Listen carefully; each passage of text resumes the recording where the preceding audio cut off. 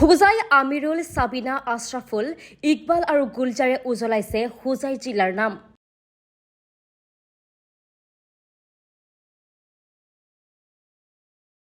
মানুহৰ প্ৰবল ইচ্ছা শক্তিৰ আগত যেন কোনো বাধাই হেঙাৰ হ'ব নোৱাৰে। কষ্ট আৰু সাধনাৰ বলত মানুহে কি কৰিব নোৱাৰে তাকেই যেন প্ৰমাণ কৰি দেখুৱালে হোজাইৰ এইকেইজন মেধাৱী ছাত্ৰ-ছাত্ৰীয়ে।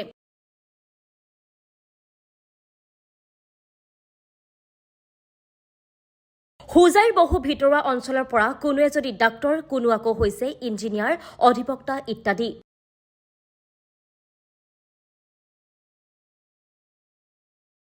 হয়, আজি আমি আপোনালোকক দেখুৱাম হোজাই জিলাখনলৈ গৌৰৱ কঢ়িয়াই অনা কেইজনমান মেধাৱী যুৱক-যুৱতীক, যিসকলে মাননীয় গুৱাহাটী উচ্চ ন্যায়ালয়ৰ অধীনত থকা অসম, নাগালেণ্ড, মিজোৰাম, অৰুণাচল প্ৰদেশ আৰু ছিকিম এইকেইখন ৰাজ্যত নতুনকৈ অধিবক্তা হিচাপে কাম কৰিবলৈ আনুষ্ঠানিকভাৱে বাৰ কাউন্সিল অৱ অসমৰ পৰা স্বীকৃতি লাভ কৰিছে।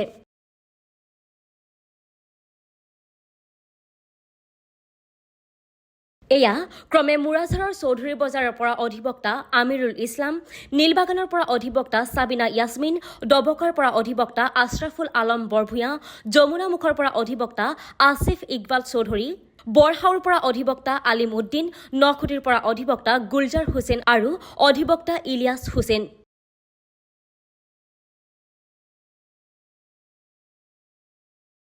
এইকেইজনে আনুষ্ঠানিকভাৱে উচ্চ ন্যায়ালয়ত অধিবক্তা হৈ কাম কৰাৰ স্বীকৃতি পোৱা দেখি হোজাই জিলাবাসী অতিকৈ উৎফুল্লিত।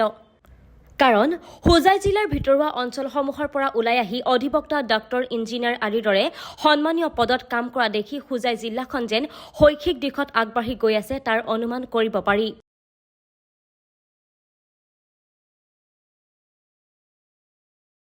News desk report, times media 24।